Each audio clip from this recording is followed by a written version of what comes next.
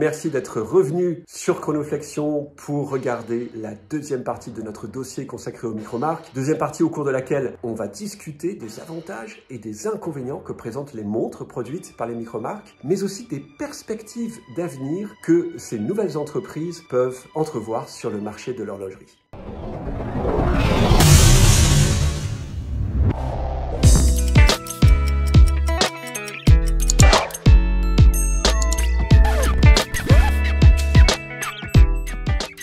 Quels sont les avantages et les inconvénients d'une montre qui a été fabriquée par une micromarque? Parmi les avantages, on va citer forcément le rapport qualité-prix. Lorsque vous regardez les tarifs des montres qui sont vendues par des micromarques, vous vous apercevrez assez rapidement que ces tarifs reflètent au plus près les coûts des composants, les coûts de fabrication et d'assemblage et les coûts de distribution que ne le feraient des marques plus établies, qui vont bénéficier de marges bénéficiaires beaucoup plus importantes dans la mesure où ce sont des marques qui ont véritablement capitalisé sur leur nom, sur leur prestige. Ce n'est pas le cas des micromarques et donc pour cela le rapport qualité-prix est beaucoup plus intéressant, si tant est que la qualité soit là. Si j'ai un conseil à vous donner, concentrez-vous sur des micromarques qui existent déjà sur le marché depuis quelques années, 2 ou 3 ans, plutôt que des micromarques toutes nouvelles qui vous font rêver avec des specs de montres absolument fantastiques parce que vous n'êtes pas certain à ce moment-là que la qualité sera là. Autre avantage, c'est la diversité des designs. Alors au début, les micromarques se concentraient essentiellement sur des montres de type hommage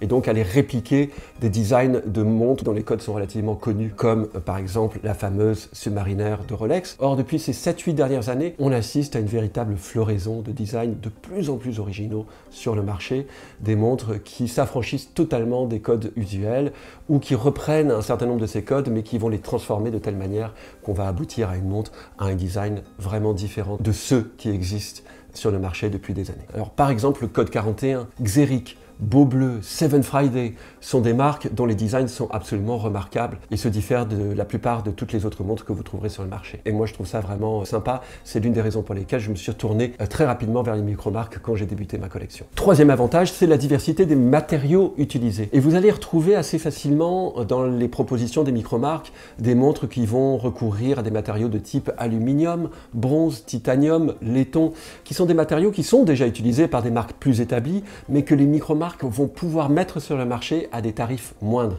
Il faut savoir que ce type de matériaux, comme le bronze par exemple, sont des matériaux qui sont difficiles à travailler et donc impliquent des coûts de fabrication supplémentaires. Sur ces coûts de fabrication supplémentaires, les marques établies vont marger davantage, alors que les micromarques vont faire des marges plus raisonnables et donc vont les vendre à des tarifs beaucoup plus raisonnables que des marques établies en général. Quatrième avantage d'une montre en provenance d'une micromarque, c'est que cette montre va refléter peut-être un effort supplémentaire en termes de recherche et développement, de design. Elles vont se décarcasser pour se démarquer. Il y a tellement de montres sur le marché aujourd'hui qu'il faut pouvoir créer sa niche et pour cela, les nouveaux entrants vont devoir se distinguer et donc redoubler d'efforts en termes de design, comme on l'a vu dans le troisième avantage, ou en termes de recherche et développement. J'ai envie de vous citer toujours, et c'est un petit peu l'exemple phare pour moi, c'est celui de Code 41, qui a très rapidement innové en sortant sa X41 avec sa masse oscillante périphérique. Parmi les avantages, on peut encore citer le fait qu'une montre qui vous est proposée par une micromarque va pouvoir refléter davantage votre personnalité.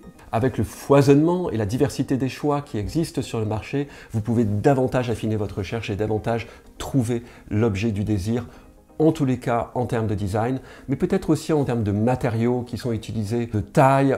Voilà, moi j'ai trouvé parmi les micromarques, effectivement, suivant les périodes de mes achats, des montres qui véritablement me parlaient à ce moment-là et que je ne trouvais pas chez les marques plus établies, plus traditionnelles.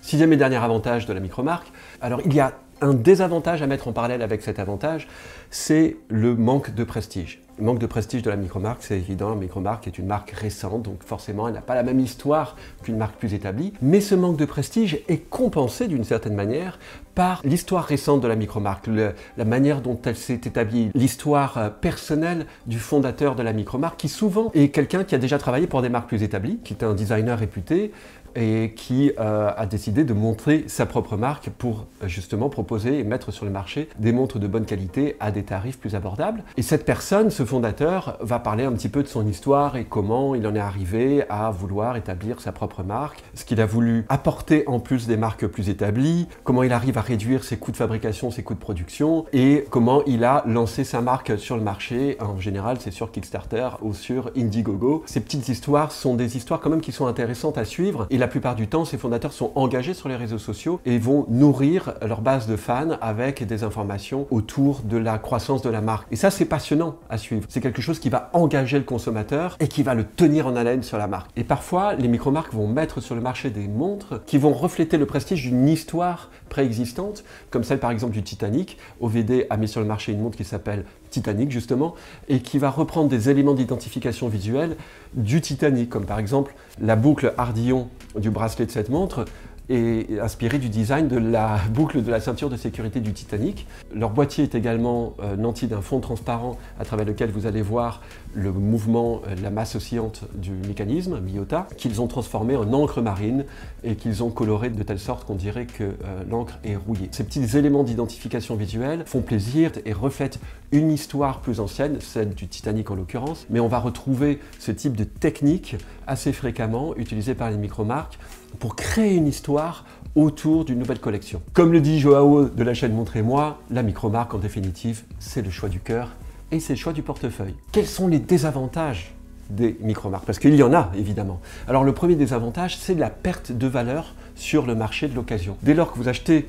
une montre d'une micro-marque et que vous voulez la revendre sur le marché de l'occasion, elle va perdre 30 à 35% de sa valeur initiale. Pour les marques plus établies, on estime que la perte de valeur à la revente directe est plutôt de l'ordre de 20 à 25%. Alors sans doute quelques rares modèles vont prendre plus de valeur et vont pouvoir être revendus sur le marché de l'occasion à une valeur peut-être même supérieure que le prix d'achat. C'est un phénomène qu'on constate souvent quand une micro-marque comme Zelos par exemple, une micro-marque bien établie, lance un nouveau modèle sur le marché à un nombre d'exemplaires vraiment très réduit, genre 25-75 exemplaires. Il y a des gens qui vont acheter un certain nombre de ces exemplaires et qui vont le revendre sur le marché de l'occasion à un tarif supérieur, sachant qu'il va y avoir une demande très spécifique dans ce secteur-là. Et c'est exactement ce qui s'est passé pour la Zelos Swordfish Bronze, le premier modèle qu'ils ont sorti avec le mouvement ETA, ou même celui avec le mouvement NH35. Eh bien, il y a eu 2 ou 3 professionnels de la revente de montres d'occasion qui ont racheté un certain nombre de ces montres et qui les ont revendues plus cher. Et j'ai été l'un de ces clients qui a acheté sa Zelos Swordfish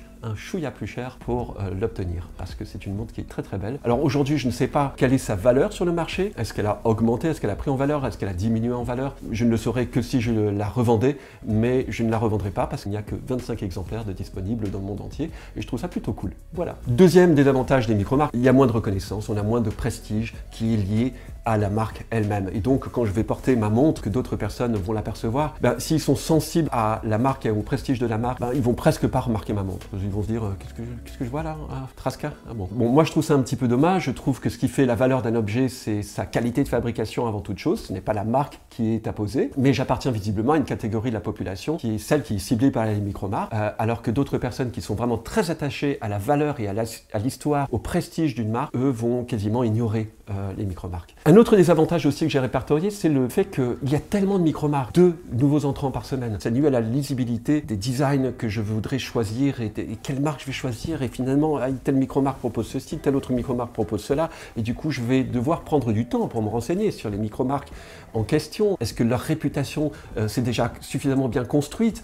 Est-ce qu'elles sont trop récentes avant de choisir ma montre? Et donc, du coup, on peut prendre beaucoup de temps avant de choisir sa montre favorite. Pour moi, c'est plutôt un avantage. J'aime bien prendre du temps avant de choisir un objet. Je trouve que ça fait partie du plaisir et de l'histoire que moi-même je vais rattacher à cet objet-là. Voilà, il y a quand même un manque de lisibilité. C'est pas trop où ça va tout ça, quelle est la valeur que va prendre ces objets, etc. Bon, même si c'est pas trop la préoccupation de l'acheteur typique de micro-marque, on aimerait avoir une plus grande lisibilité sur l'avenir de la micro-marque. Et on va en parler d'ailleurs quasiment tout de suite. Il y a aussi parmi les désavantages cette impossibilité d'essayer votre montre avant de l'acheter, puisque la plupart des micro-marques vendent en ligne. Avec la micro-marque, c'est plutôt une surprise. Vous l'achetez en ligne, vous la recevez, vous êtes là tout tremblant, vous allez ouvrir la boîte, et puis vous l'ouvrez, et vous la mettez sur votre poignet, et puis vous vous dites, tiens, finalement, c'est pas vraiment ce que je pensais avoir. Ou bien c'est tout l'effet inverse. Alors si vous avez un petit peu d'argent, évidemment, c'est un jeu qui peut vous plaire, mais si vous avez très peu de moyens financiers, c'est un jeu qui peut vraiment déplaire, qu'une fois que j'ai acheté ma montre, eh bien, je la reçois, et si elle ne me plaît pas, je vais devoir la revendre sur le marché de l'occasion à ce moment-là, et je vais perdre de 30 à 35% de sa valeur initiale. C'est un petit peu dommage. Dernier désavantage aussi, c'est que en fait, les micro-marques vont reprendre des mécanismes de série qui finissent quasiment toujours par un A. ETA, Sellita, Miyota, bon, il y a aussi Seiko, NH35, il y a aussi STP, mais bon, c'est toujours les mêmes mécanismes de série, on peut s'en lasser d'une certaine manière. Après, ce sont des mécanismes éprouvés, qui sont aussi solides, qui sont très peu chers, et ça aussi, je ne l'ai pas cité dans les avantages, mais il est beaucoup plus facile d'entretenir un mécanisme de série lorsque l'on le donne chez le réparateur ou qu'on doit faire l'entretien tous les 5 à 10 ans, eh bien c'est beaucoup plus facile d'entretenir un mécanisme de série qu'un mécanisme in-house, et donc c'est beaucoup moins cher. Ça, c'est un avantage. Mais le désavantage, ben oui, c'est que c'est toujours les mêmes mécanismes, et que ça fait aussi partie du prestige de l'objet que d'avoir un mécanisme peut-être un petit peu plus particulier, un petit peu plus original. Eh bien, c'est la raison pour laquelle des marques comme Code 41, encore une fois, que j'aime bien citer, a décidé de faire un mouvement particulier pour un type de montre en particulier, et ils l'ont fait avec leurs 2 dernières montres qu'ils ont sorties sur le marché. Pour conclure, j'ai envie de vous parler un petit peu des perspectives de marché des micro-marques. Comment ce marché va évoluer? Est-ce que les montres qui sont proposées par les micro-marques peuvent augmenter en valeur? Est-ce qu'elles vont diminuer en valeur? On a déjà légèrement esquissé cette problématique tout à l'heure. Alors, c'est difficile d'y répondre, je ne vous le cache pas, parce que le marché n'est pas encore tout à fait mature. On a 2 nouveaux entrants par semaine qui sont proposés sur le marché. C'est un marché qui s'engorge quelque part. Les micro-marques proposent leurs montres sur un segment particulier du secteur de l'horlogerie, qui est celui de l'entrée moyenne gamme, voire gamme un petit peu plus luxueuse. Et c'est un segment sur lequel l'horlogerie traditionnelle patine davantage.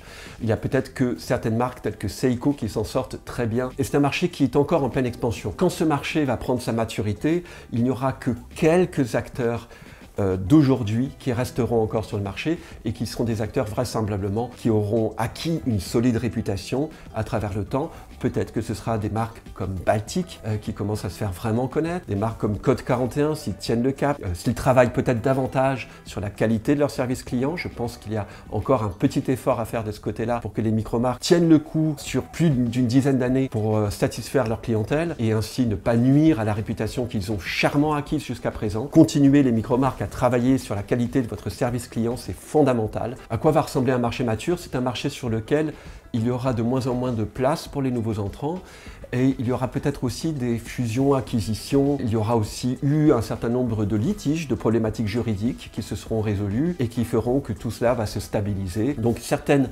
micro-marques vont devenir des marques plus établies, certaines micro-marques vont être rachetées par des marques plus établies, et certaines micro-marques vont garder leur identité telle qu'elle est, parce que c'est une identité qui va plaire à leur public. Elles vont se contenter toujours de produire en petite quantité, en petit nombre. Et donc j'en viens à cette question qui est de savoir, est-ce qu'on n'est pas en train de vivre l'âge d'or de la micro-marque? Quand on voit ce foisonnement, cette expansion, cette diversité des designs, de propositions qui est faite, j'ai vraiment le sentiment qu'on est un véritable âge d'or de la micro-marque. On a toujours beaucoup d'entrants sur le marché, on a de plus en plus de marques qui proposent des montres qui vont reprendre des codes plus anciens, mais qui vont les mixer avec des codes plus modernes, et qui vont créer leur propre identité autour de ces nouveaux codes.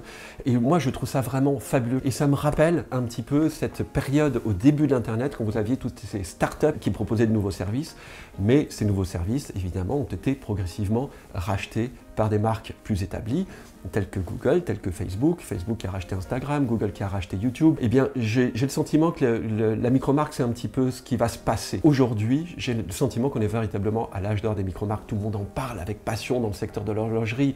On trouve ça génial. Il y a des gens qui montent leur chaîne YouTube. Il y a des gens sur Instagram qui ne font des photos que de micro-marques, qui vont essayer de trouver la nouvelle micro-marque émergente, qui vont tomber sur une nouvelle collection et qui vont en parler, qui vont nous aider à la découvrir. Donc c'est vraiment un secteur de passionnés, et je trouve ça absolument exaltant. Mais est-ce que demain ce sera encore pareil? Je pense que dans le secteur de l'horlogerie, on aura toujours des nouveaux entrants sur le marché, on aura toujours des nouvelles collections, évidemment. Donc ça restera un marché qui sera toujours passionnant à suivre, mais il y aura sans doute un petit peu moins de micro-marques, et peut-être que ce phénomène-là sera moins reconnu qu'il ne l'est aujourd'hui. Voilà, je pense que j'en ai déjà dit suffisamment, même s'il y a beaucoup plus à dire encore sur les micromarques. Qu'est-ce que vous en pensez, vous? Quelle est votre micromarque préférée?